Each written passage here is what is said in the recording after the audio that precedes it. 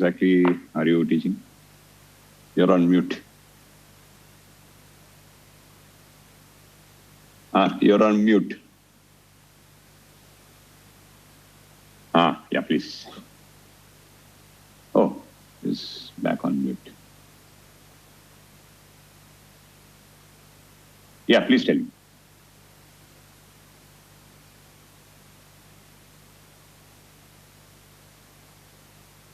Nice. Oh, very good, very good. So you're teaching computer networks, you're teaching TCP/IP. Undergrad. TCP/IP you'll be covering? Yeah, TCP/IP, all the layers, in fact, network layer, transport layer, and data link layer. Okay, perfect. Very good, very good. So do they do any programming assignments? Yeah, they do, sir. No? Actually, I am not asking them to do it in C language, but we use the network simulator for simulating some of these.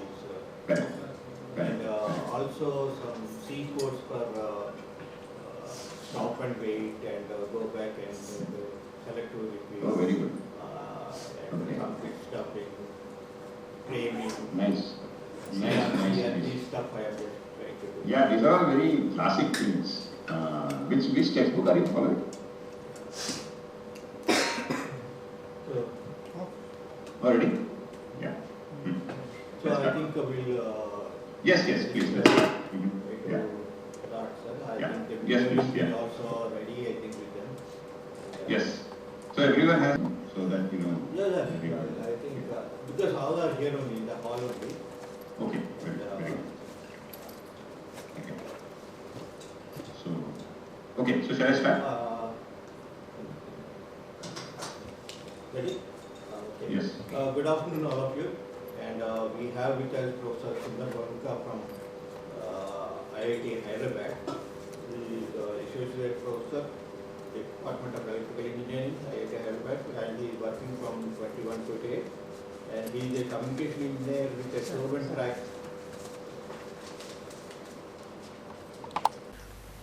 We have with us Professor Sundar Vanka from IIT Hyderabad. He is Associate Professor in the Department of Electrical Engineering. And he is a communication engineer with proven track record in wireless system design and implementation and a strong academic research background in the mathematical modeling, design, simulation and performance evaluation of wireless systems and networks.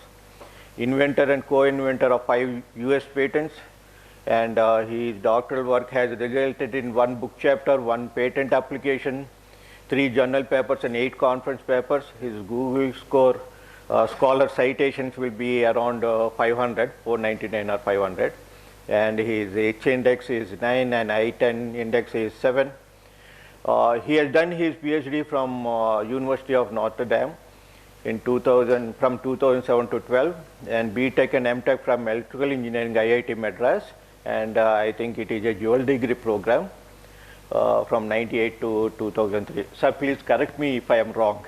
No, you're correct. So, yes. After his BTech, he has joined as a design engineer in Red Pine Signals, Hyderabad, and he is main architect in developing physical layer algorithms, VLSI architectures for IEEE 802.11, which is Wi-Fi standard, and also WiMAX standard 802.16, and UWB 802.15 3A. Chipsets, and he also developed some techniques for noise adaptive channel decoding in MIMOs and OFDM system. He is also designed some algorithms and VLSI architectures for high throughput Reed-Solomon decoders, low complexity stream weighing techniques for soft output MIMO detections, near optimal algorithms for soft output MIMO detection, and design is low complexity VLSI architecture, and low complexity channel estimation algorithms for MIMO and OFDM. And after his PhD, I think he has joined as a principal scientist and in Broadcom actually in Sunnyvale, California, I think, United States. And he is the main architect in design, implementation and productization in physical layer signal processing algorithms in hardware and software. Developed and owned a high impact features such as hardware-software based interference mitigation, high-performance wireless LANs, Bluetooth, coexistence algorithms on flagship VLAN, Bluetooth combo SoCs, and extensive experience in design of laboratory tests or to evaluate RF systems, and so on. If I start reading, it takes some more time. But with this small introduction, I invite Professor Sundarvanka to present a mathematical model on point process. Thank you, sir. Please. Yeah. Thank you very much, Sai Prakash Garu, for the very long, very nice introduction. It's really nice to have an opportunity to talk about this topic. This topic is one of my topics that I'm currently interested in. So what I will talk today is kind of a mathematical perspective on how to model wireless networks in particular, correct? And in this particular course, we are interested in aerial communication networks. So we will also look at how we will consider aerial communication networks, particularly in the later half of this session, okay? So given that this is a slightly mathematical course, I really thank Professor Sai Prakash Garu for giving us a chance to kind of gain this platform to kind of gain a little bit of exposure as to how people receive it, because some of these things we believe are a very interesting tool, and particularly like I was telling Professor Garu before the talk, that when combined with machine learning, you can actually do a lot with these kinds of mathematical tools. Okay, so what I will talk about now will be I've titled my talk as a gentle introduction to point processes, and you'll see why I'm calling it gentle, as we go by. What I will touch upon are some of the very, very basics of point processes and motivate why you need point processes and what properties of these point processes are relevant to an engineer, okay, for a communication engineer. And after that, my PhD student, Taiba, who's also on this call, has prepared an extensive list of demos, and simulations and so on. And she'll also present some of our work in this context to kind of give you a flavor for how you might apply some of these techniques in for a real UAV related problem. Okay. So with that in mind, let's start out. So this talk will basically be like a 3-part talk. So feel free to interrupt me because I like to see audience participation just to make sure that, I'm not going too fast or I'm not explaining certain things as clearly as they would want. Okay. So what we'll do is we'll start out with why you need these point processes at all. And then we will look at some of probably the most basic family of point processes called the binomial and the Poisson point process. And then I'd like to dwell a little bit on the value of what is called ergodicity. Okay. So I'm told that many of you have a background in basic probability theory, and that is all I will assume. In fact, I think there is maybe one equation which contains the binomial distribution in this entire talk. So, and maybe one equation containing the Poisson distribution. Okay. I couldn't avoid it, but it's good to kind of have something which is very, very relatable to, especially to undergrad audiences, right? So with that, I will start out. So let's start out with from basics, right? So if I have a wireless network, okay, and you look at it from a physical layer perspective, right? Let's say there are 2 nodes, A and B, which are separated by some distance D. Okay, so I'm moving my pointer. So there's a distance D, okay? And what you would expect is the signal that is leaving the antenna at A will not be will not have the same strength as the signal reaching the antenna at B, correct? And the difference between these 2 signal strengths is what we call the path loss, because the signal had to travel some distance from A to B, okay? Now, if you talk to a physics person or if you talk to electromagnetics person, they will say, no problem, you write the Maxwell's equations, you write the boundary conditions and you solve it, or you do it numerically and you find out, depending on the particular environment, how exactly does the signal attenuate and what kind of scattering happens and so on, right? But we are interested in a slightly more empirical / more engineering approach, where without doing all of that, right? We want to be able to say something about how do I design a link which is going to operate with a distance of 1 kilometer with a input power of 10 watts, maybe with a link margin of 10 dB. I'm sure many of you have done those calculations, and those calculations depend on models, correct? So we have models for the path loss, and we model various effects included in that path loss, right? So this picture that you see here contains those effects. So what it has is, so the y-axis says channel gain, but actually it is the loss if you think about it. The negative of the gain is loss, right? And it is plotted in a log scale. I'll come to log scale in a minute why it is, but basically there's a log scale on the y-axis. And on the x-axis, there is distance that's also plotted in the log scale. Okay, so the way we model this is, if you think of this overall channel gain or the overall path loss as a distance-dependent path loss, which is coming purely because you're moving away from the transmitter, then there is some amount of loss because there are buildings or obstructions in the middle, the shadowing loss. And then there is the scattering loss that is coming because of multipath propagation. Okay, so we are not going to go deep into what exactly those are, but we all know that it is a product of these three. And it makes sense to understand where these three things are actually falling in such a plot.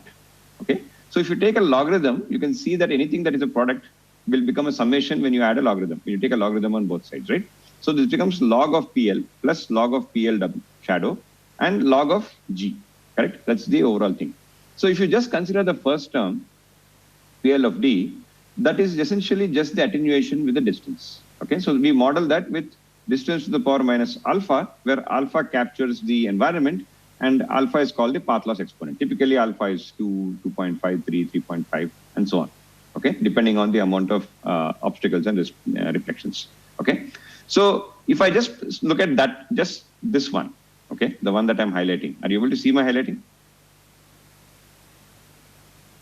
Yeah, great, great. So if you just look at this one that I've highlighted, okay, that line, if I take the log of that, this will become minus alpha log D.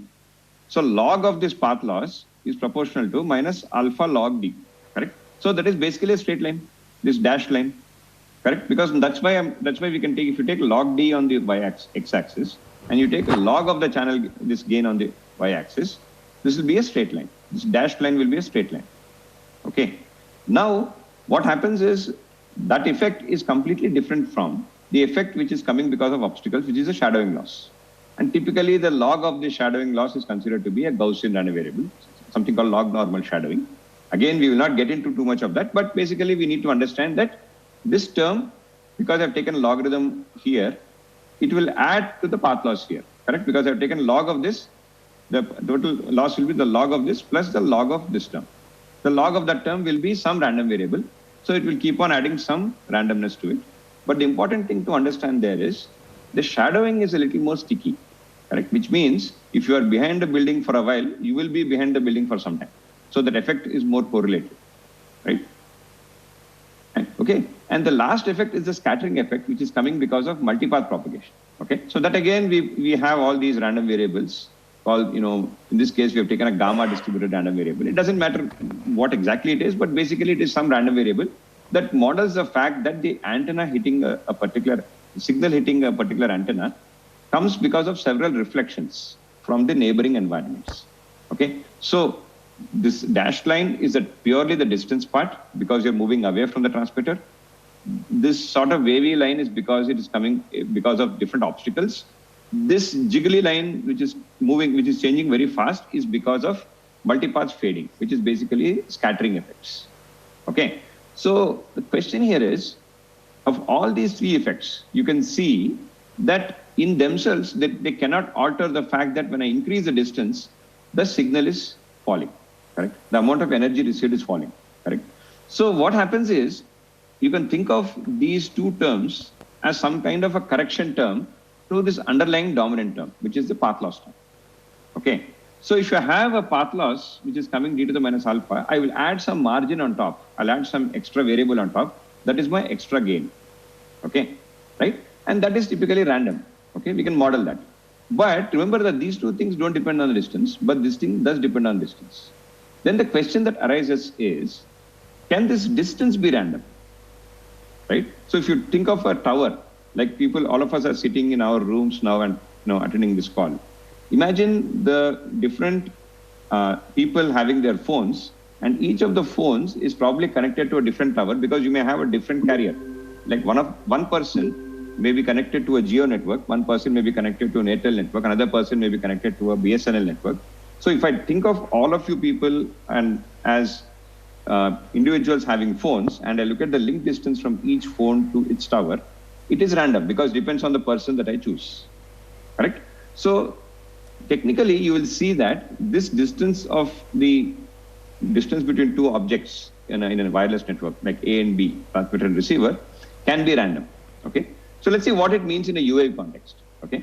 So whether you deploy the UAV in an urban environment or you have different remote controls that you can possibly use, right? You will have a situation where you take a UAV, and if I want to ask the question, what are the distances of this UAV from different base stations? Okay, so these are depending on the locations of these base stations in a given neighborhood. Okay, this UAV will have a certain set of distances. Correct. So if I gave you the distance, the location of BS1, the latitude, longitude of BS1, BS2, BS3, and I also gave you the latitude, longitude, and maybe the height of UAV, which is available, by the way. All these UAVs have a GPS module, right? You can actually compute where exactly this GPS is located with respect to all of these objects, right? But then what happens is, if I, let's say, hover around in a flight path here, okay? If I come here, then these distances will become different, correct? So these distances are time varying. So if I move to a different neighborhood, I will see a different collection of base stations in that neighborhood. So depending on the neighborhood, these collections of distances will look random to me, correct? So if I'm in one area, I'll have these, one location, I'll have these distances. If I'm in another location, I'll have some other distances to the base station, correct? So fundamentally, in a network, the distances, as we saw just now, play an important role in the propagation and the amount of signal energy reaching the receiver. And the distances in a network can be random because they're determined by many things, including obstacles, including the fact that you have infrastructure that's deployed, in fact, mobility of the client, and so on, right? So this leads us to asking an even bigger question, right? What happens if you have a much bigger set of UAVs that want to connect to different base stations? So I've taken 3 examples. So this particular example that you see here is one of those drone displays, correct? So if you have seen how drone displays work, they are essentially pre-programmed to display a certain light at a certain time, okay, and be in a certain position at a certain time. Now to do that, you need to make sure that all these drones need to be at a certain location at a certain time, right? That control happens from typically a ground station, because it's very unreasonable to expect all of these to talk to each other, right? Even if they do, there will be a reasonably rigid network, which will make sure that these devices talk to each other, and the communication between them happens in such a way that this shape that you want is realized within some reasonable time. Okay. Similarly, you can look at a case of a drone rescue, where the people who are trying to rescue, the drones are located at different locations in a disaster zone. And the areas where they want to look for life, they may be completely random, because there is no way we will know, looking at a disaster zone, where a drone is likely to find a survivor, right? So the drones will be located at different points in a given area. And because they'll be located at different points and we do not know them a priori, you can consider them an instance of a random process. We'll come to that in a minute, right? And similarly, you have air taxis, same story, right? So the air taxis are also interesting because not only do you have vehicles which are sort of moving in a certain convoy or in a certain formation, because that is how they're given the permission to travel by any civil aviation authority, right? In fact, they will also be asked to maintain certain distances and also follow a certain flight path. So not only do we have a set of objects that are distributed in space, but that pattern is moving in time. So think of it as a flock of birds. We have all seen birds, right? They move as like a pattern and they keep moving in time, correct? So and the direction that they're moving is dependent on the approved routes that are given by the civil aviation authorities, okay? So let's try to understand what these mean by looking at a toy problem. So I've reproduced what we had, the picture that we just saw, a couple of slides ago, and I try to label it. Okay, so you have UAV 1, which is connected to, which can hear base station 1, which is base station 1 is heard as a line of sight. Base station 2 is also heard. Base station 3 is also heard. Okay, so now let us ask a slightly different question, right? Suppose the UAV is programmed, just like, for example, all our cell phones. Okay, it is programmed to connect to the strongest base station. Makes sense, right? You would always want to connect to a strongest base station. Now the question for the UAV is, okay, if I'm stationed here, I will need to connect to the base station which has the strongest RSSI, correct? So which of them has the strongest RSSI? If you go back to our model, the energy from base station 1 is G1 from the fading, S1 from the shadowing, and R1 to the minus alpha is the distance from the base station 1. Okay, and then G2, S2, R2 to the power minus alpha is the RSSI from base station 2. Similarly, from base station 3. Okay, I'm assuming that the powers of these base stations are the same. If the powers are not the same, you can add the powers here also. No problem, right? So the connected base station RSSI looks like a maximum of these 3 numbers. Okay, but remember these 3 numbers, each of them, okay, is dependent on where I locate. Now, suppose you are a network designer. Let's say you are Airtel or Jio, right? You have a question where you want to know, you want to get away by putting as few base stations as possible so that, yes, is there a question? You are picking up R1 is equal to D11, R2 is equal to D12? Yes. Yeah, yes. okay, sir. Yeah, thank you. Good sir. question. Yeah. Okay. So if I were to think like a network provider, I will need to install these base stations B1, B2, B3. Okay. Now, suppose I install these B1, B2, B3. Okay. Remember that when you install these base stations, there are many other considerations which are not only technical. For example, I will need to find land where I'm able to install these base stations. I will need to find power connections that can be used to serve these base stations, and also hook them up with a backhaul. Correct. So all these considerations mean that once I install these base stations, I will not move them. Right. So I found these base stations, the lease site. Okay, I installed it on a building or I installed it on the ground somewhere, and I left it. Now the question that I would ask is, given this collection of base stations, okay, what is the, if I move a UAV around, okay, what is the connected RSSI strength? Correct. Now if I move the UAV around from, let's say, UAV location 1 to UAV at location 2, clearly these distances are now changing, and so are the different fading and shadowing random variables. Okay.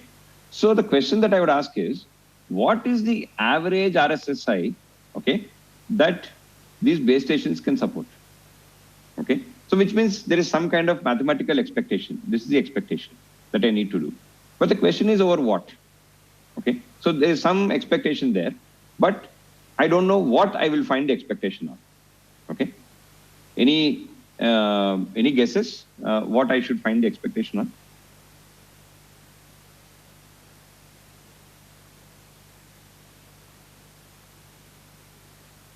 One guess is average, it seems. Average over what? That's my question. Of Average all over the what? 3 RSSIs? Yes, but these RSSIs depend on the position. Yeah. So the position will keep on changing. Right? Right, sir. Right? So the issue is because the position is changing, right? I can think of, in this case,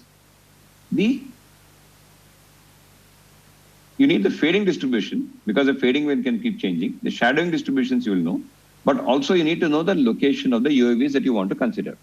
So for example, let us say I'm only considering UAVs in this location and in that location. I'm not going to serve UAVs anywhere else. Then I'm going to pick up the average over all these locations, and then the average over all those locations. That is my average connection RSS. Make sense? Right? So if there are more than one UAVs, there's more than one UAV. Let's say there are 3 UAVs in a SWAT. Okay? Then I will need to find the joint PDF of these locations, because all the three UAVs are not independently placed of each other, right? They'll be flying close to each other, correct? And they'll be maintaining some distance from each other, correct? So I'll need to find the joint PDF of these UAV locations, okay? I'll need that to find the average RSSI. Is this clear? Because this is kind of the bedrock of most of today's session after this.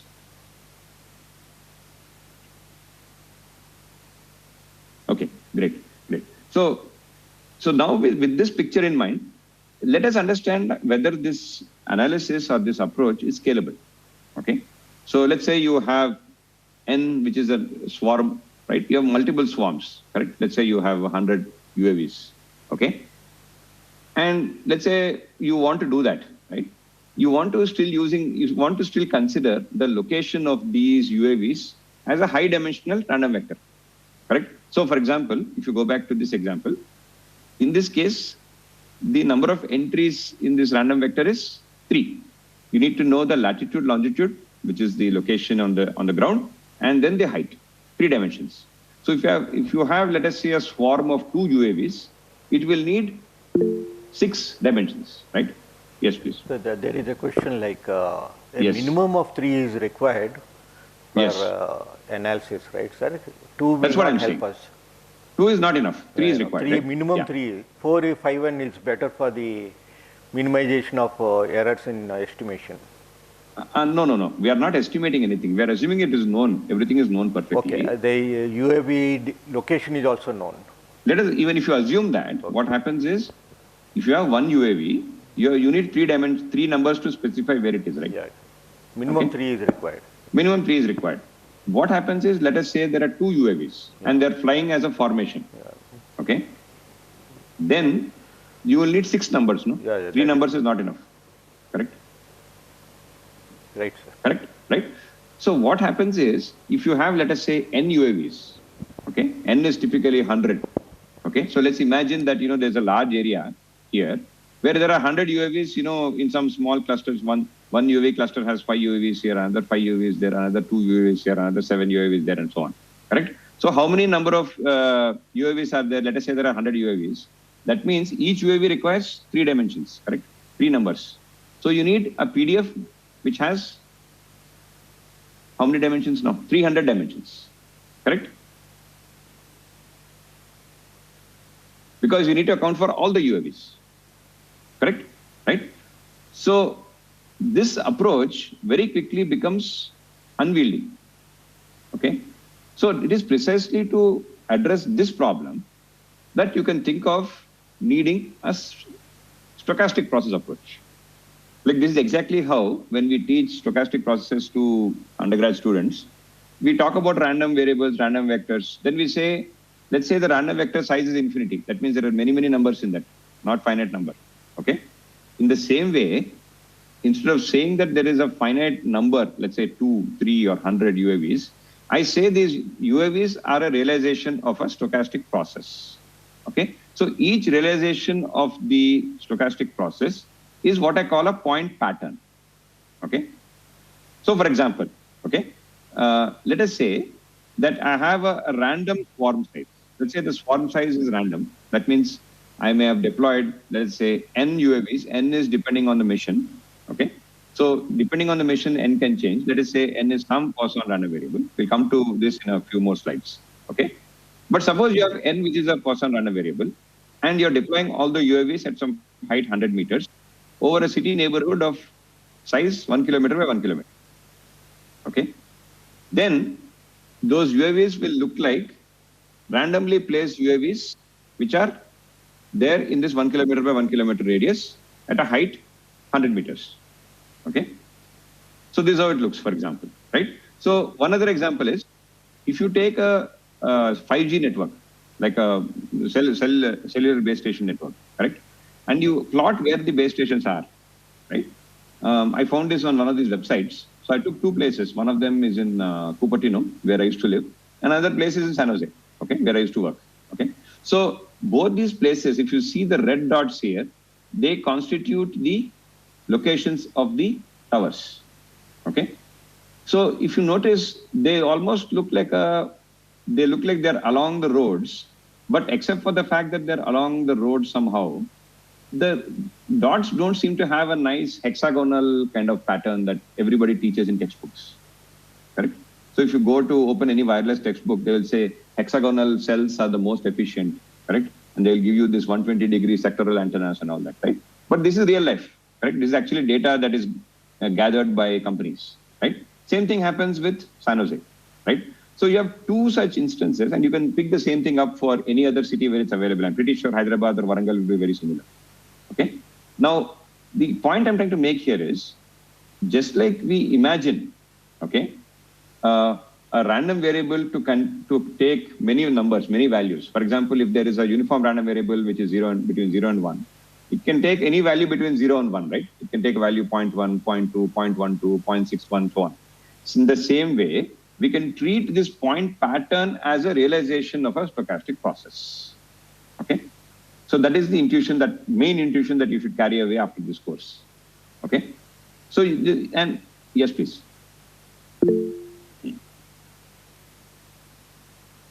Yes.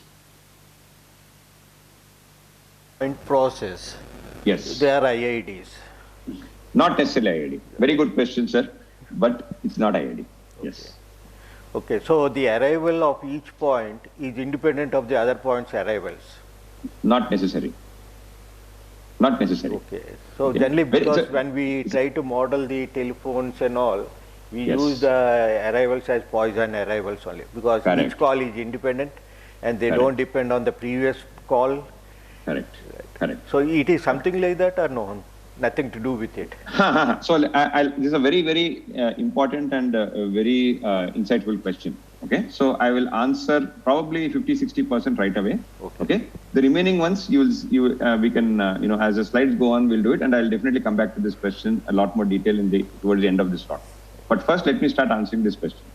In the case of telephone networks, when your call arrivals are considered, Poisson arrivals, okay, as the professor rightly said, it is because basically that you can think of these call arrivals as an aggregate of many smaller arrival processes, correct?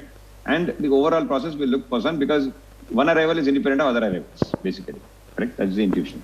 Okay. Now, in a case of a spatial network, there is no concept of a time, isn't it?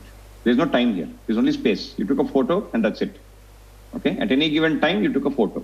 Okay. So, in that case, the counterpart for this kind of randomness is what we will call a spatial Poisson process. Okay. So you can define, just like you said that the arrivals are independent of each other, the probabilities of finding a point in any small, just like in an arrival, what happens is, if you break up time into very small chunks, in any small chunks, either there's an arrival or there's no arrival. Okay. And between two disjoint chunks, you cannot say anything about, just because an arrival happened in one of the small chunks of time, you cannot say anything about whether there's an arrival in the next slot or not. Correct? That's what is basically called memorylessness. Correct? So that is basically how this Poisson property comes in, right? The same property really good taken in that actually visualizing that is really required at this stage, because otherwise we take time as the arrival rate and then it will land up in some other. Yes. That's why I was about to, I had some slides on that. Okay, sir. So, thank you. So what I wanted to say was, think of, instead of taking time as your arrival thing, okay? Imagine that you had space as the point where you can place these dots. So imagine, for example, right? Let us say you're going on a plane, okay? You have a lot of these sort of small mines or pamphlets or whatever you want to call them, okay? And you drop them, okay? Do you think they will fall just because one particular mine or one particular sensor fell at one location? Do you think it will have a bearing on where other sensors fall? What is the intuition here? It should not depend, correct? It should not depend, right? That is exactly the intuition that one should have for a spatial point process.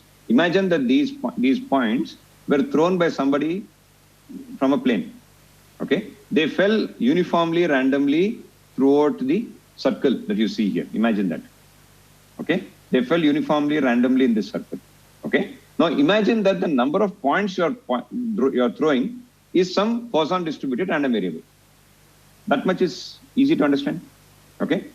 Suppose I gave you one Poisson distributed random variable, which has, let us say, mean of 10.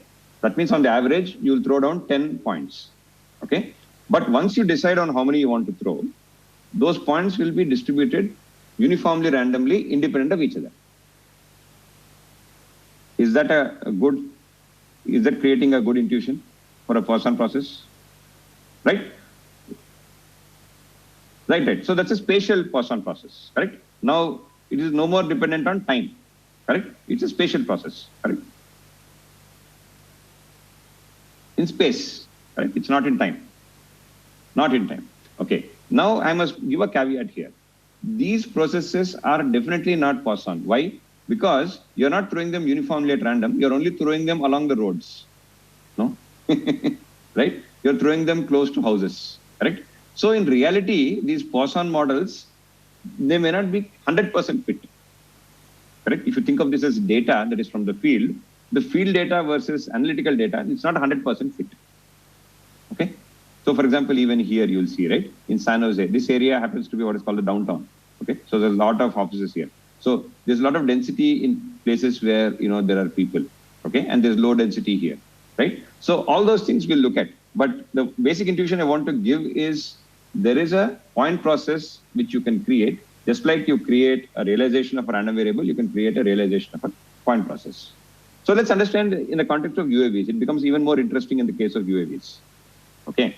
So let's imagine that you're trying to build a traffic management system for unmanned systems. This is a very important point. Okay. And what happens is when you want to deploy UAVs, there will be regions where the UAVs cannot operate. Like, for example, there may be high security areas where you don't want drones, like airports. Okay. And when they do operate, they need to operate along certain paths, correct, on these roads that you see here. Thirdly, even when they operate on that road, they need to have a safe separation distance. Why? Because they don't want to collide into each other. Okay. So what happens is you will end up having a point process in aerial networks where not only are you having 3 dimensions, you have lat, long, and also the height, but also you have regions which are forbidden, okay? And also you have the safe separation distance, and you also have deployment along certain paths, not everywhere, okay? So all these things mean that you can actually think of the point processes for various types of deployments, not just on terrestrial. You can think of aerial deployments also as needing some kind of modeling like this, okay? Right? So just to reiterate what you said, I want this picture to be sort of very firmly in our minds, right? So we are all aware of how random variables are defined. Random variables are basically maps from an outcome, right? From a sample space. So you have omega, which is your sample space, which is a set of all possible outcomes, okay? And you have a random experiment where you pick up an outcome randomly. And depending on that outcome, you're given a particular value. So for example, if this capital X is a uniform random variable between 0 and 1, then this X of omega 1, X of omega 2, and so on will all lie between 0 and 1. Okay. So that is one way to think about it. Every time you have a particular realization, let's say 0.12, X1 is equal to 0.12, it means it is due to some omega 1 that resulted in that random variable taking a value 0.12. Okay. So this omega 1 you can think of as chosen by nature. Okay. It's not in our control. Right. In the same way, if you take a point process, just like you have a random variable for your X, right? And here we're calling it a point process, which is phi. Okay. And phi of a particular outcome will result in a point pattern. Okay. So for example, if I take omega 1, let us say picks up Cupertino, omega 1 picked up small phi, which is this point pattern. Okay. Omega 2 picked up this particular point pattern. Okay. So these are two realizations of a point process, just like these two are two realizations of a random variable. Is this kind of making sense? Good. So there is some nuance here, which I am deliberately not going into. There is what is called a sigma algebra that I need to define okay, on omega, okay. That requires us to go a lot more into the math, but I would really encourage you to see the references that I mentioned, okay. They're very good resources where if you want to understand this, much more, all the nuances and the technicalities I've mentioned there, okay. But for our purposes, this much is sufficient to kind of understand, okay. Right. So therefore, we are now in a position to define. Yes, please. Yes, please. Yes, please.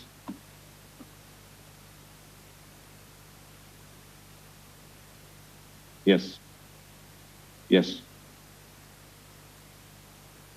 Yes. Excellent question. Excellent question. Excellent question. It is, you can think of it as a process which is both in space and time. So it's basically a 4-dimensional random process. Yeah, it's becoming right? Too much complicated. No, it's not that complicated, because what you can do is define an operation on one realization of a random process. Yeah. Okay. Yes. Suppose, as an example, just to make it very simple, imagine that there's a line of cars. Okay. Yeah. Right. And the line of cars is moving, let's say there's a distance between cars is 10 meters. Yeah. Okay. And there are 10 cars. Yes. Okay. Now imagine that the cars are traveling at, let's say, 30 kilometers an hour. Constant, correct? Homogeneous. Homogeneous. Then what will happen? This pattern has moved from one place to another place. That's all happened. No, they're going on a straight road. Yes. Correct. Right. So what you can do is imagine that the point process you can imagine it like a video, right? At each snapshot, it's a spatial point process. Individuals, and you stitch together all these snapshots, you get a time point process. Correct? It's like a motion. Like a motion, like a picture, like a movie. Correct? Exactly like a movie. Yeah, yes. Correct? Right? So it's not that hard. You just need a model for how they move.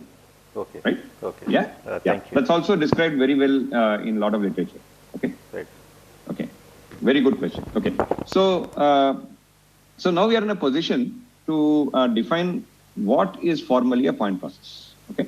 So again, there will be a little bit of terms that I have highlighted here, but we'll go through them. So a point process is a countable random collection of points. Why do I say countable? You can give a number. It is some natural number. There are no points, 1 point, 2 points, 31 points, 127 points, 1001 points, whatever. Okay. So there's a countable collection. It's a random collection because the locations of these points are not known ahead of time. Okay. They are points in the real space. So d-dimensional real space. Okay. That's a standard notation. And the number, such that the number of points in any Borel set B, okay, I'm going to call it phi of B. It is a random variable. Okay. So what it means is, if I take imagine, let's say Borel set is a rectangle. All these are Borel sets. We'll come to it in a minute. But imagine that this is a rectangle. Okay. If I take this rectangle and I fix that rectangle on, let us say, R2. Okay. Each realization will put a different number of points in that rectangle. Okay. Therefore, the number of points is a random variable. Okay. Right. So now what is a Borel set? Okay. So technically, if you want to say precisely what it is a Borel set can be written as a countable union intersection or complements of open sets. Okay. So countable means you can actually say that, you can assign a natural number to it. So you can say there are, five unions or 6 unions, or you can say countably infinite, or you can basically, it's a countable operation. Correct. So I don't want to say anything more than that because it'll drag us too far away. But one way you can think about it is, any Borel set, you can actually chop it up into smaller, simpler sets. For example, take this rectangle. I can chop up this rectangle into very, very small rectangles. Correct. And each of the rectangles, I can chop it up into very, very small rectangles and further. So I can represent this big rectangle as many, many smaller rectangles which are non-overlapping. Correct? Union of all those smaller rectangles which are not overlapping. It's more like a mesh. Imagine that I put a mesh on this rectangle. Okay? The same thing applies to a triangle. Yes, please. So it means that rectangle can have subsets of rectangle, or it can be any other geometry? It can be any other geometry. Okay. I'm giving one way to visualize it.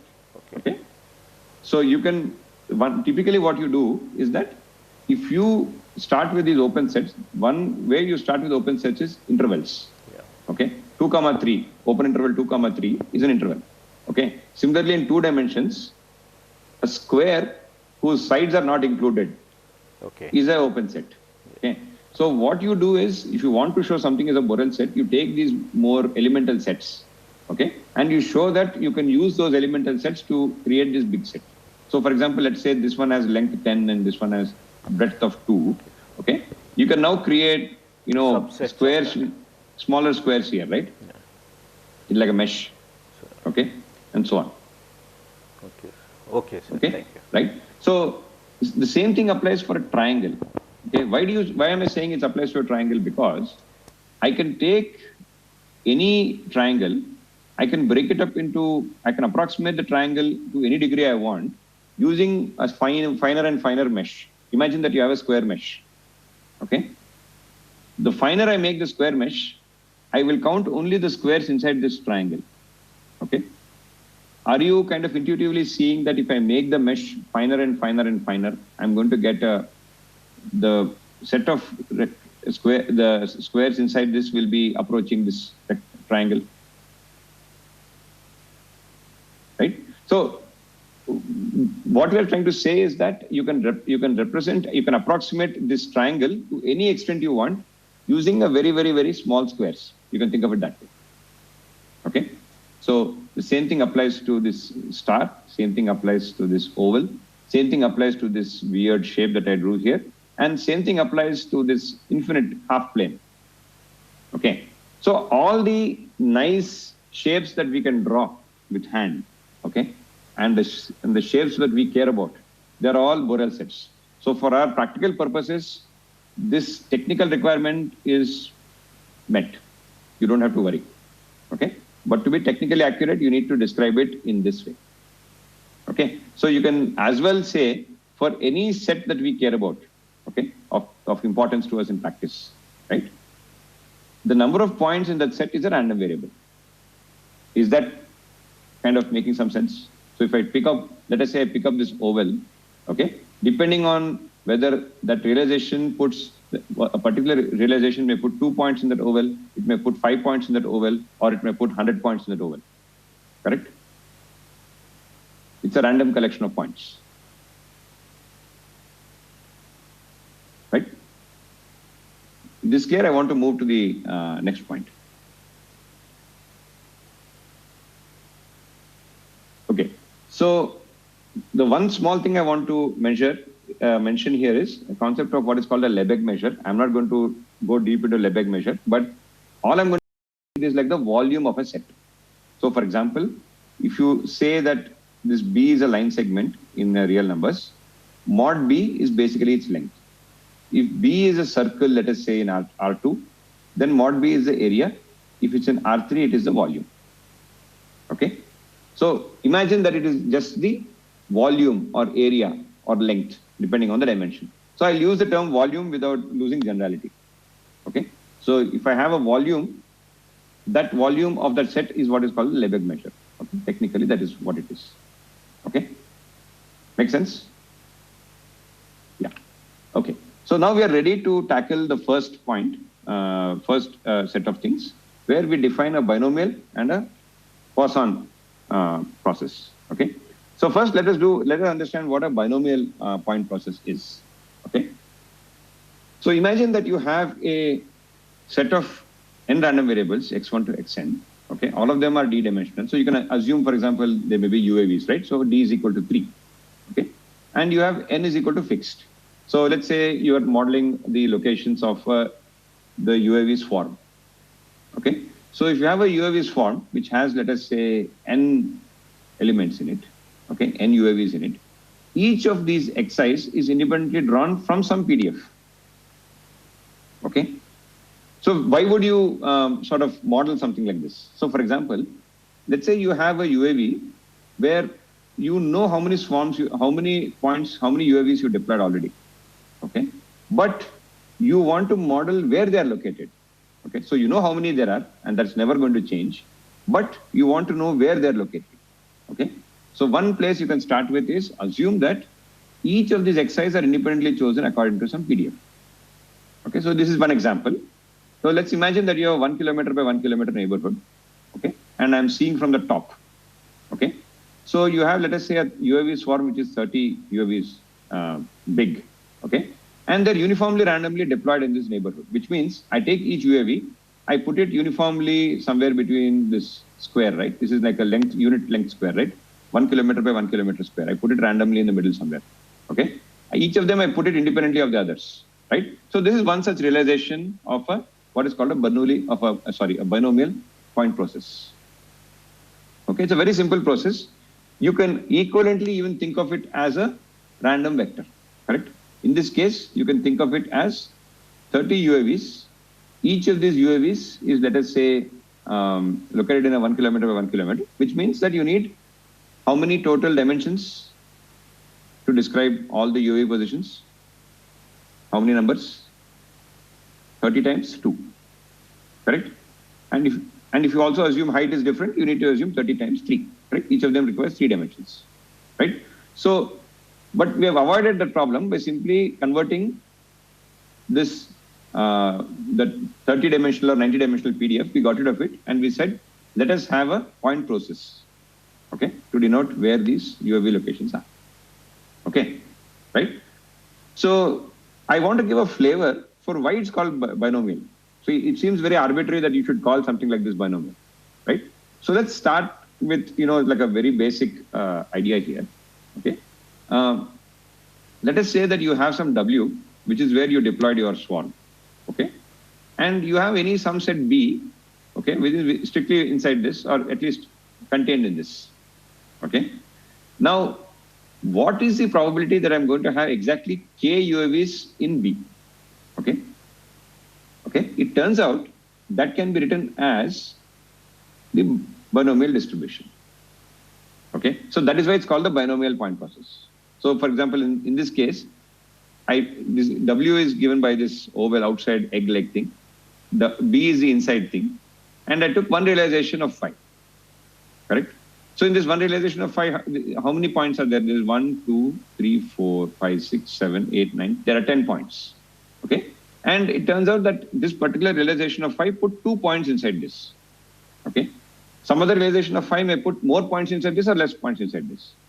The probability that the 5 puts in exactly K points inside this is given by this particular distribution, binomial distribution, okay? So, is it clear? Yeah. So what we say is, here, this small p has an interesting interpretation. It is a probability that any given x is inside this b. It is nothing but the PDF of x integrated over b. This is basically your BTech material, correct? So if I'm given the position of any one of these UAVs, and it has some PDF of f of x, if I integrate that over b, that is a probability that x will be inside b, correct? And because this is chosen, all the x's are chosen independent of each other, probability that k of them will be inside B will be p to the k. Okay, 1 minus p to the power n minus k will be outside B. And because I can choose the k of these UAVs in n choose k ways, I get the first factor, standard binomial distribution. Okay, right? So in particular, if this PDF is uniform, that means I'm uniformly randomly putting a point inside W, then this P becomes what? If I plug in 1 over W here, it will become constant. So this will become integration over B of dx. This dx is in this case, it is the area element. In general, it is a volume element. Okay. So integral over B of a volume element will be the volume of B divided, therefore, the f of x is 1 over volume of W. So it's P is volume of B by volume of W. Does it kind of make sense? Yes, please. Yes, please. Yes. You can think of area by area also. You can even think length by length also. You can define binomial point process on a line. Yes, line by line, area by volume by volume. No problem. There was another question. Was it you, Professor, or somebody else? Yeah.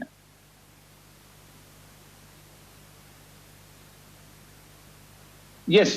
So it depends on what space this is in. If this is in three-dimensional space, then this W, mod W will become volume. Yes, depending on the dimension in which this process is there.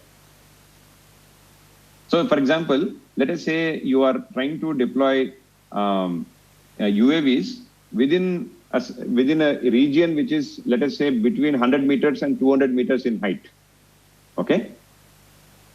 And over a 1 kilometer by 1 kilometer area, correct? So it will be like a slab, its thickness 100 meters. Okay. Length and breadth of the slab are 1 kilometer by 1 kilometer. In that case, W will be that slab, correct? Huh? Yeah. Okay, good. So let me go back. Okay, right. Okay, so now we are ready to look at what is a Poisson point process. Okay, this is exactly the thing that the professor was asking in the beginning, and we'll go into a lot more detail here. Okay, so I'm giving you the formal definition, which is that if you take any Borel set, which is basically a set which you can nicely approximate with some nice other sets like we discussed now, okay, and any set B I take, okay, which has a finite volume, okay, the points are distributed using in a Poisson way, where the parameter of that Poisson random variable is some parameter which we will call lambda multiplied by the volume of that area, volume of that space, correct? Volume of that set, correct? So, for example, when you see that, let us say B is, let's say 1 kilometer by 1 kilometer area, okay? So the mod B will be 1 kilometer square, correct? Right, area, okay? And this lambda is what is called the intensity of the point process, okay? So if I'm given a B, which has some bounded area, okay, I'll first find the number of points which the process will put in B. It is a Poisson distributed random variable whose mean is some intensity lambda multiplied by this area, okay? If it's 3 dimension, this thing will become volume, okay? The second point is important, is that if these points B1, B2, and so on are disjoint, then the number of points that the process puts in phi of B1, number of points in B1, number of points in B2, and so on, they are all independent random variables. And that is a very important property of the Poisson process, okay? Just like, for example, in a one-dimensional case, if you have 2 intervals of phone call arrivals, okay, the number of arrivals in 2 disjoint intervals are independent of each other. Am I right? Right? So, in the same way, the number of points within 2 disjoint regions of space are independent of each other. Okay? It's exact analogy. Okay? So, because we assumed it's a Poisson distribution, the probability that the number of points in B is exactly n is given by the standard Poisson distribution formula. Okay, this is just the Poisson formula. Okay, one interesting thing about PPP is that it can very easily be used to define point processes on potentially unbounded sets. Okay, so you can, for example, think of, let us say the points in a base stations in a city. Let's say you have a very big city. Okay, sometimes it makes more sense to think of a very big city as essentially infinity, correct? It's easier to model mathematically to take a very big city as potentially the XY plane. Similarly, if you have any UAV deployments on this very big city, it makes more sense to think of the centers of those UAV clusters, okay, as potentially coming from a Poisson process, correct? Because those centers can be all over the city, right? In much the same way, the cell phone users in the city, okay, are also, you can think of them as Poisson, because you're thinking about a very large area. So anything where you have a very large area or volume, you may want to consider, a Poisson process, okay? You can also consider a Poisson process on a bounded volume, Okay, this is not saying that you cannot consider Poisson process on a bounded volume. You can also consider Poisson process on a larger volume also. Okay, so that's one thing. Okay, and the next point is that if you know, and this is where the aeroplane example that I gave to the professor is kind of tying in. If I know that a given area has endpoints, somebody told me that that particular, I know that there are endpoints, but I don't know where they are. Okay, then if the process is a homogeneous Poisson point process, then all those endpoints are uniformly randomly distributed in that B. In other words, if I know that the Poisson point process put exactly endpoints in a given neighborhood, then those endpoints form a binomial point process of order n with a uniform PDF. Okay? So this goes back to the airplane example where we said that when you take an airplane, you decide the number of points. Okay? But, let's say you decide the number of points to be some Poisson number of points. Can we define like that? Like if I have uniform distribution in the region, can we put that it follows the BPP?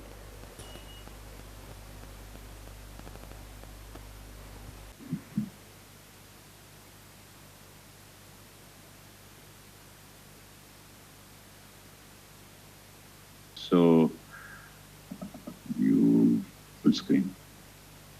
Okay. So I think before we took this break, we were looking at how the question that the professor had was, how is it a binomial point process, right? So I just want to draw your attention to the definition of the binomial point process, where the number of points is fixed as n. There's no randomness there. Okay. Once you fix the number of points, each point is independently drawn according to a common PDF fx. Correct? So it's basically saying that I have n independent, identically distributed random variables. Okay? Which have the same PDF f. Okay? So n independent, identically distributed random variables, and n is fixed, of course. Right? Now, that constitutes binomial, right? That is BPP. What we are saying in the case of PPP is the number of points that the PPP puts in a given ball or a given area can be different, correct? It's distributed according to this. But given that it put n points, okay? Given that it put n points, those n points, each of them, their locations do not influence each other. Yes. Correct? That is why they form a BPP of order n. It's order n because there are n points. We are already told that there are n points. Yes. Okay? Correct. And in this case, the BPP, the common PDF that you are trying to sample is 1 over B, which is uniform in the area that you are interested in. So for example, if your BPP, if the B is a square, okay, of length 1, then what you're saying is, given that there are 5 points in that square, those 5 points are independently drawn uniformly randomly from that square. Right. Now it's clear? Right, sir. Right. Given that there are 5 points, they are uniformly randomly drawn. Yes. Okay, that is okay. So this condition is important to understand that fact. Okay. Right. So thank you, sir. That is good. Okay. Yeah. Okay. So Sir, just can you put your video on, sir? Sorry? Video on. Oh yeah, sure. I was not sure whether the network was okay. That's why. Actually, they are recording. Actually. Oh, okay, sure. Let me do it. Yeah. Let me right, go sir. back. Okay. Yes. Okay. Yes. So, okay, this is what we call the homogeneous PPP. Okay. So, reason I'm emphasizing the word homogeneous is there is something called non-homogeneous. We'll come to that in a couple of slides. Okay. Now, if I were to look at different realizations of a PPP, how would they look like? Right.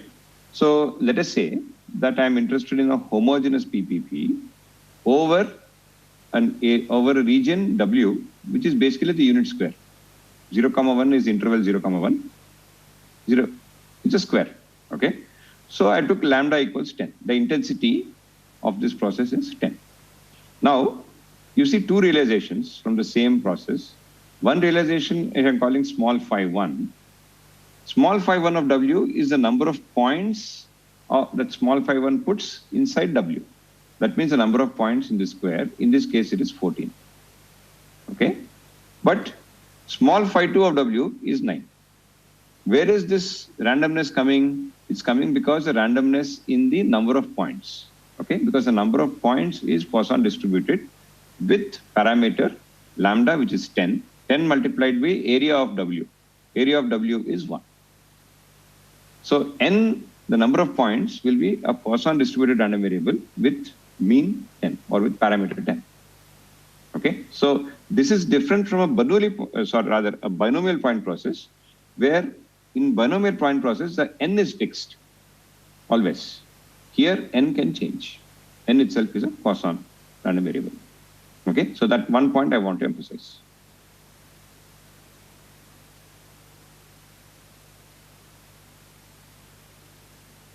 Yes. So the way, yes. Yes. So the way I would look at it is there can be many scenarios, right? One scenario could be, remember that when you're averaging over different realizations of a process, you can even think of different realizations as coming from different missions that the drones are executing. So there is no reason why you should assume that a fixed number of drones will always be deployed for a given task. Right? That's where your randomness is coming. Right? Yeah. Okay. Any other questions before we move on? Okay. Okay. Good. If they are happy, I'm happy. Right. This is a good time to generalize what we saw and consider what we call a general PPP. Okay, or a non-homogeneous PPP, correct? The way it's defined is like this, okay? So this is a technical requirement. You want it to be bounded, of course, and you want it to be closed, okay? So this bounded and closed set is what is called a compact set in mathematics. I didn't want to go like technicalities, but basically imagine a nice set, imagine a nice ball, okay? Or imagine some nice shape that you feel is bounded. Correct? Like some deployment area in a city or, some region in space, correct? That you can bound nicely, okay? And it has a finite volume, okay? The difference is I'm allowing the number of points in this B to be Poisson distributed according to some intensity measure, okay? Or a mean intensity measure, lambda, okay? I will use a slightly informal term. I'm going to call this capital lambda of B, okay? Now, the difference between the homogeneous case and non-homogeneous case is, for the homogeneous case, this capital lambda of B is proportional to the volume of B, that's all. Here, it is not only the volume of B, but it also depends on what that entire set B is.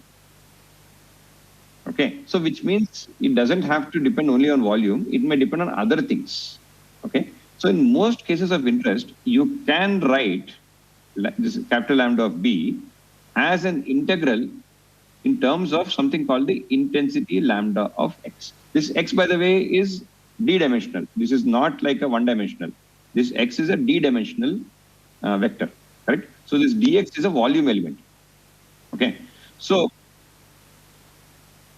yes. So it's called the intensity measure. Okay, so this is called the intensity is basically lambda of X. Okay, so when the process is homogeneous, then you have lambda of X is constant, in which case this capital lambda of B is lambda times mod B. Okay, right? Okay, the interesting thing is, even with this kind of a change, the second point, which is that when you have disjoint B1, B2, B and so on, the number of points, phi of B1, phi B2 and so on, those points are all independent random variables. This feature is also shared, if you go back to the homogeneous point process case, it's also shared with the homogeneous case. Okay, So this problem is coming because of memoryless. This property is coming because it's memoryless. Okay, and this memorylessness fundamentally comes from this Poisson property. We will not go into that here.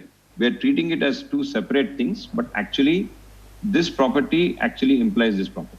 Yeah. Okay, That's right. So even again, in statistics also we teach like that only. Yes. The set is separated. we separate it out, but actually one property follows from the other property. Yes, sir. Okay, right. I think I think it came in 67. I think Rennie proved it. Anyway, but anyway, once we are done with this, okay. Remember we said that given that the number of points inside B is n, the points inside B form a BPP for the case of homogeneous case. For the non-homogeneous case also they form a BPP, but now this f of x is not uniform, but f of x is given by this formula. Okay, it is lambda divided by integral over B of lambda. Okay, so you can think of this integral over B of lambda as some kind of a normalization thing, because if you integrate over B of fx, this will become 1, because the numerator will become 1, denominator is still integral over B of lambda x, right? So this is basically a normalization term. So you can think of one intuitive way to think about Poisson processes is that if I am given some intensity lambda of x, okay, the probability of finding a point in a small volume around x is lambda of x times dx. Okay? No. Right? Probability of finding one point. Not finding any point is 1 minus lambda of x dx. Okay? That's a very heuristic way of thinking about it. Okay? Yes. And if I pick disjoint volumes, okay, the number of points in disjoint volumes are independent. Okay? Okay. The same reason as this case. That disjointness carries over to collections of these small delta x's, bigger volumes also. Okay? Correct. Right. So just to give a flavor for how rich this formalism is, you can actually take all kinds of choices of lambda. So I've taken, for example, a two-dimensional case. Okay? And what I did was I took x1 is the x-axis, x2 is the y-axis. Okay? So what you see here is one realization of a point process on 0, 30, which is your x-axis, 0.5, 4, okay, on the y-axis. Okay? And the intensity along the y-axis is decreasing. That means there are not many points coming up in the vertical direction as you go on. Whereas along the horizontal direction, it is sinusoidal, which means the intensity comes down, goes up, comes down, goes up. Right? So you can create all kinds of interesting patterns which are not very trivial, correct? So you can do, for example, something even more funny, right? You can try to make it a completely periodic thing. So you can keep some clusters of points which are created at regular intervals. So you can think of them as, let us say, swarms of drones that are created in these places, for example, right? So you can kind of work with some of these models to actually build a more realistic framework. And you can actually take a Poisson process and you can modify it to create new types of processes. Okay? So we won't have time to go through it. I'll just point you to what can be done, and I'll give references for that. But basically, it is somewhat very analogous to how white noise, okay, is used. Okay? So I will come to that in a minute. Right? So what are the key properties? The first thing is the number of points in disjoint subsets are independent. Okay? And this applies to all PPPs. It doesn't care whether it's homogeneous or otherwise. Okay? The interesting point which is used quite heavily in a lot of work is that it is stationary. Okay? What it means is, if I take a homogeneous point process over the plane, over the entire plane, or the entire R3 over the entire space, okay, I can move the origin of that space to any point I want. Okay, so I can take all the realizations and say I've changed the origin point to some other point. Okay, if I look at the realizations, I cannot tell the realizations where I've changed the origin from the realizations that have not changed the origin. Basically, if I take, let's say I had 1 million realizations of this homogeneous point process over, let us say, R2, I shifted the origin, therefore all these realizations will be shifted, correct? They'll look differently. But when you look at statistically, that new ensemble of all the realizations with the shifted origin, it is no different from the original ensemble. Okay, that is stationarity. So correct? The patterns are isotropic refers to the fact that it does not matter which direction I rotate the along the origin. Okay, so right. The swarm is constant, but you are shifting the swarm to one point to other point. Yeah. So what I'm saying is, if I take a big city, if I'm in a big enough city, it does not matter where I choose my origin in the city because the city will look the same around me. Yeah. Correct. So now I can move that in whatever pattern I want. The origin only. So you're allowed to translate the origin. Origin only I can move around, but the pattern around the origin will move as it is. There will be no change in that. No. So the patterns are there in space. Yeah. We are choosing a particular origin to measure where they are. Yeah, okay. The patterns are now fixed. Okay. Let's say you took a pattern of points. Right. Okay. And now you say, let's say this pattern of points is there all over space. So for example, let us say it's all over R2. Okay. Yes. All over the XY plane. Okay. You shifted your origin from 0, 0 to let us say 1000, 2000. Okay. Yes, sir. It does, even if you sit at 1000, 2000, that process will look the same to you all over the space. Basically, there is no difference in how the process will look to you, whether you are sitting at 1000, 2000 or 0, 0. Yeah, right. Statistically speaking. Yeah, right. Right? So we'll see a concrete example in just a bit, right? The other thing is isotropic, which is when you rotate around the origin, the property should not change. Okay? So if you have something which satisfies both stationarity and isotropic property, it is called motion invariance. Okay? Okay? Non-homogeneous processes are not motion invariant. So I'll give a solid example why this is non-stationary. So if you take this example, okay, you will see that if I'm sitting at 0, the crests and troughs are at this point, and this point. But suppose I move the origin to, let us say, 10, okay? Yes.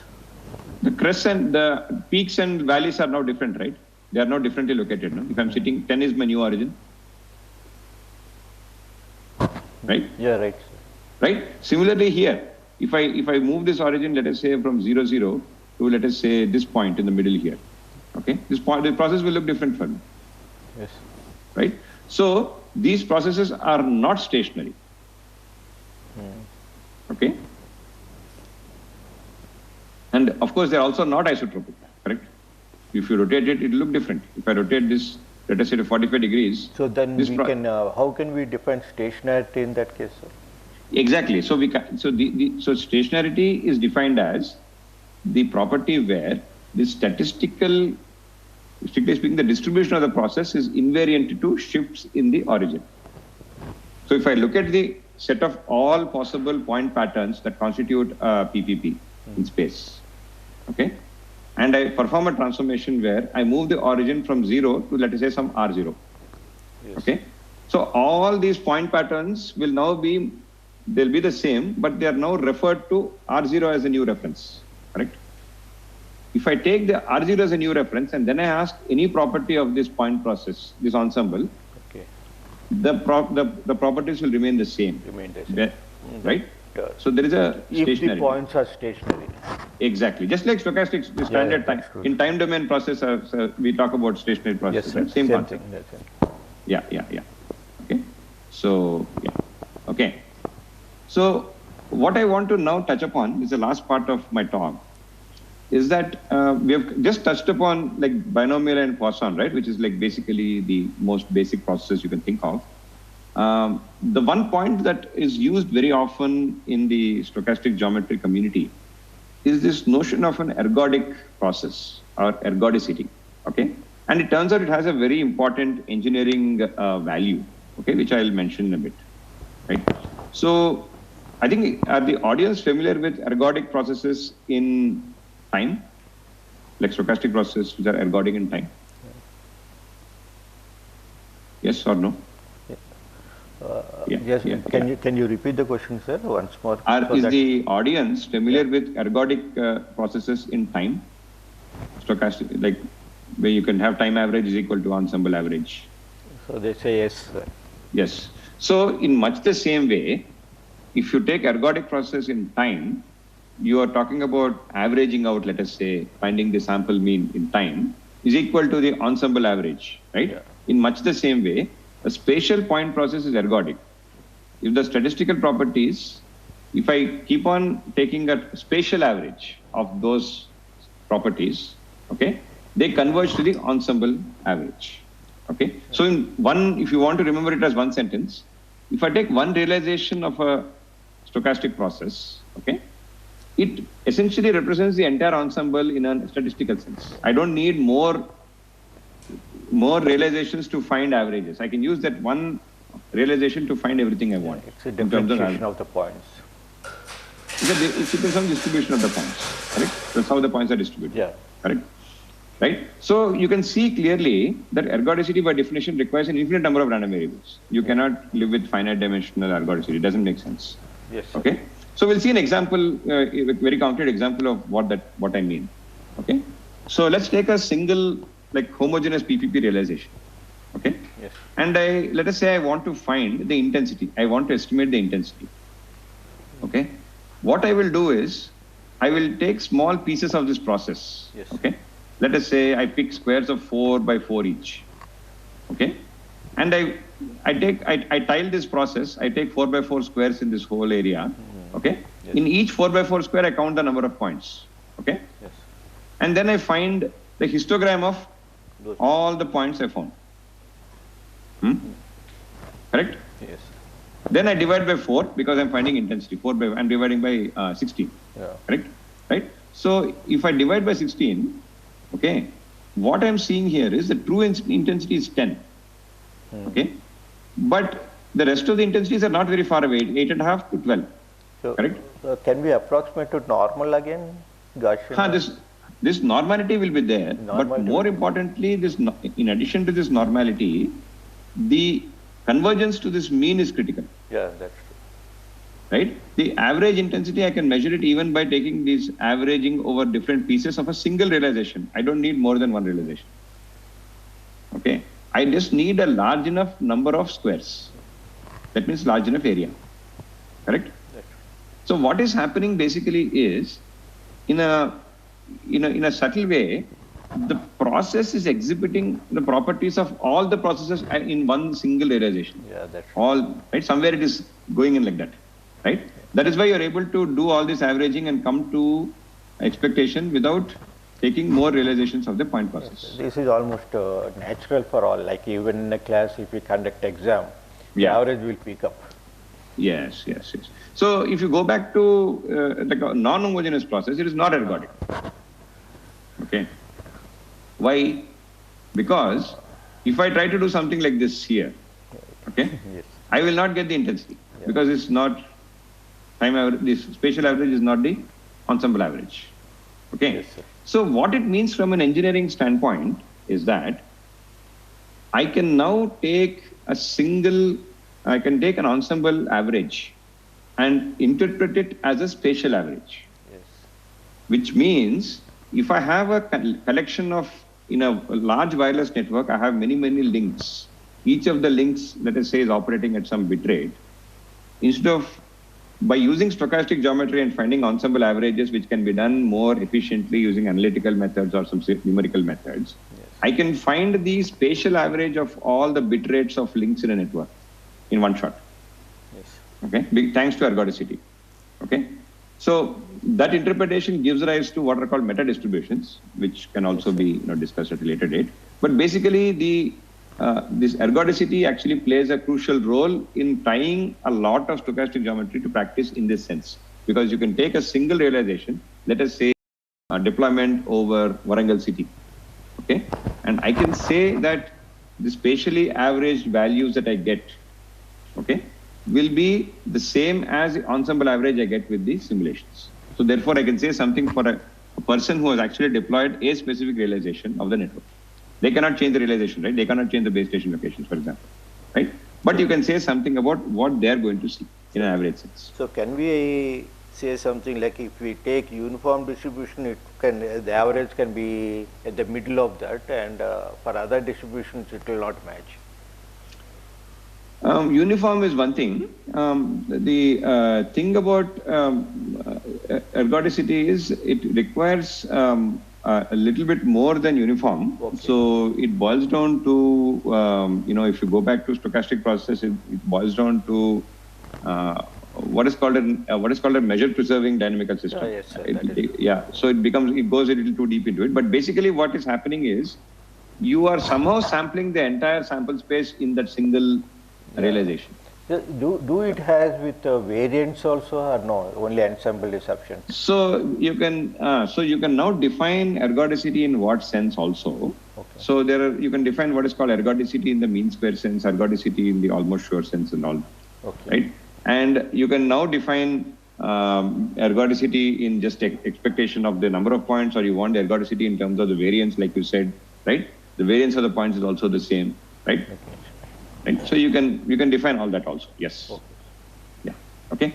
So good question, right? So this ergodicity is something that we want to sort of use, in our real real world, right? So I want to leave you with one final comment, which is relevant if you want to dig deeper into this. So if you remember, if you've taken any stochastic process course, one of the sort of standout results is that you can take a white noise process and you can create any process which has these correlation properties, like regression processes, right? You pass it through some filter and you will get some process, correct? So you can create any autocorrelation function you want using a white noise process and some filtering and some processing, correct? In exactly the same way, you can take a Poisson process, okay? And you can take a homogeneous Poisson process and you can create all kinds of other types of processes starting with this homogeneous Poisson process as a starting point, okay? So, for example, just like in white noise, you can induce correlation. Here, you can induce correlation by having points stick together or points repel each other. So this goes back to the question that the professor was asking some time back. How do you ensure clustering? The way you can ensure clustering is you can basically take points. Let's say you take a Poisson process and around each point you draw a small ball and you put more points around the ball. I think Taiba will have a demonstration of that. Yeah, sure. So that you can now model swarms of UAVs, for example. Okay? Or if you want to create repulsion, you can actually create what is called a hardcore process by essentially, ensuring that no 2 points in this original Poisson process which are less than a certain R are retained. Okay. So then you can create basically like a sense and avoid kind of a system naturally in a Poisson, using a Poisson process. Okay. So, and you can also model, for example, things like carrier sense multiple axis, like MAC channels and like all these MAC medium axis schemes and so on. Okay. One point that I did not kind of go through in this session is this family of what are called lattice processes. Okay. So in lattice, what happens is we would have studied in, I think physics or chemistry, right? We would have studied how atoms in bonds and, this salt is, for example, NaCl has this lattice structure, right? So you can actually model point processes where the points of interest are the lattice sites, okay? And you can, for example, have lattice defects. You cannot have points at certain lattice sites and so on, correct? So that's also another line of inquiry. And there's a lot of things you can do even with Poisson processes, like, for example, Cox process and so on, right? And you can have things like point process on lines, point process on curves and so on. So that's also another very rich line of work, okay? So with that, I want to kind of close this particular talk. And these are the references. These are some very standard textbooks. Yeah. Okay. This gentleman happens to be my PhD supervisor. Okay. So he's a very good. His books are very good. We happen to have them, and this is also a very good resource. François Bocelli, he's a mathematician. His books are also very good. This is a very nice review article on stochastic geometry. But this is not specifically UAV tuned, but a lot of issues that are shown up here are also relevant to UAVs. So in that sense, it's useful. Okay. So that's basically the thing. If there's any questions, I'll be happy to answer. Any questions, please?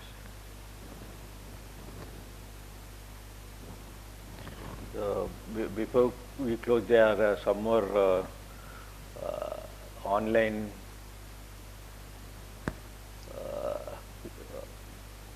participants are there, and the Professor Kamesh is also there. Yes, Professor Kamesh, can you want to join? Yeah. In fact, just first of all, it's a wonderful presentation. I believe kind of very useful for, especially for the young researchers over here in the audience. I'm sitting in my room. I'm not at IIT, but I'm just sitting in my guest house. So Sundar, I have one question. What is the motivation for you to? What is the motivation behind this this research? Actually, what are the kind of problems you're trying to address? I'm assuming that you're building the foundation. You build the foundation here. Sure. Yeah. So thanks for the kind words. First of all, there is quite a bit of work that has already been done in this area for two-dimensional networks. Okay. So there is a very large body of work where people have looked at heterogeneous networks and so on. Okay, from a cellular standpoint. One of the things that we are working on, this is actually a project from Qualcomm, is that for non-terrestrial networks, okay, a lot of these problems are reopened because you will have three-dimensional point processes, okay, which are not really sort of amenable to this, which don't have the same problems, or actually they come up with some interesting other issues that are not there in two dimensions. So Taiba, who is my PhD student, will discuss a couple of them during this demo. Okay. At a more deeper level, I think there's a lot of fertile ground where this point process theory is a model-based approach, if you think about it from a different standpoint, right? You have these point processes where you have this analytical way of looking at it, right? The other side of the story involves a lot of machine learning methods, okay, right? So one of the things that has sort of recently caught our interest, and we have a small paper on that, is that we can actually start combining tools from machine learning and stochastic geometry to actually say something very concrete about machine learning algorithms themselves. How much can they perform, right? Or what kind of geometries are well suited for machine learning, correct? Network geometries, right? What sort of network architectures are superior, right? And we can actually say something very concrete in terms of, the average time it takes to learn, okay? Or the average data set size you need to meet a certain requirement for a given communication range and so on, right? So a lot of interesting problems come up at this intersection of these two areas. And that's another direction that we are pursuing. Okay. Yeah. Wonderful. Actually, one question is, I work in practical deployments. Most of my work is in addition to some basic theoretical papers, but actually work on practical drone demonstrations and more specifically like drone deliveries and air taxis. These are the things that are going on in Dallas Fort Worth. So the question here is, like you mentioned briefly that okay, we can have some no-fly zones. Some you brought up that some, and then I think I also understood that when you showed like a small area within a bigger area, probably those kind of principles will be useful for drawing some areas where drones will not fly. So you can make this geometry. The problem that the ideas that you presented more practical. But one question is, in reality, in the real world, very small areas will be designated for drones. Yes. Think about like let's say air taxis. Yes. Or even drone deliveries. They occupy probably they actually are allowed to fly only in designated areas, just like the way vehicles on the roads. True. Vehicles Yeah, they won't go everywhere, like True, point to point, true. but they only. So what do you think? How you can what you call tailor Yes. the ideas that you presented to more practical real world applications? Yes, yes, that's a very interesting and very relevant point. So, we also have a slide for that also, interestingly. But I will tell you what we will tell. Okay. So, as you correctly said, just like cars can't go everywhere, drones also are not.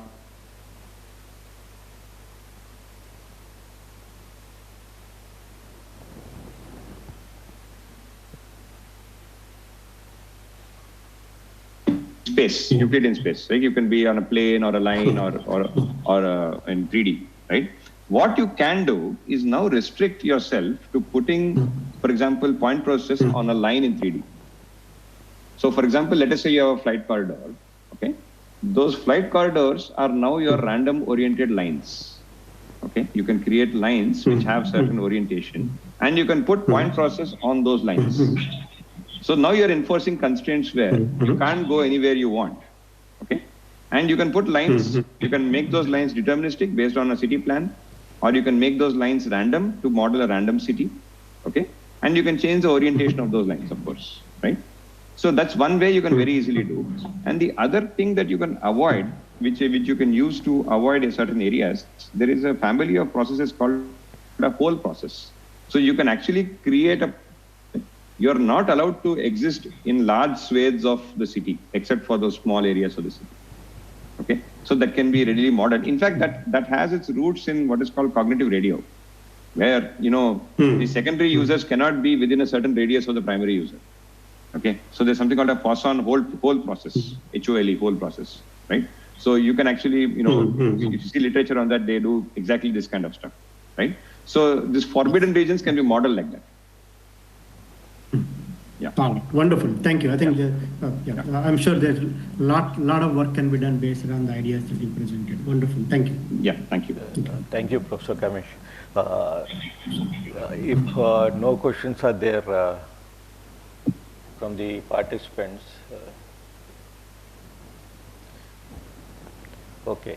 Otherwise, Professor Sundar, thank you very much for the nice presentation. I also enjoyed the presentation, and I have also learned something on the point process and the binary point process. And the demos what you are going to show next, I think it will help us in the participants in understanding the mathematical model, how it can be realized and how it can be demonstrated. Yes, thank you. Thank you so much for the opportunity. I'll ask Taiba. I'll be there. I'll ask Taiba to start this thing, right? Yeah. Taiba, you can start your video. I will probably briefly pause my video. Yeah, okay, sir. So you will close your presentation? Yes, I will do it right away. Yeah.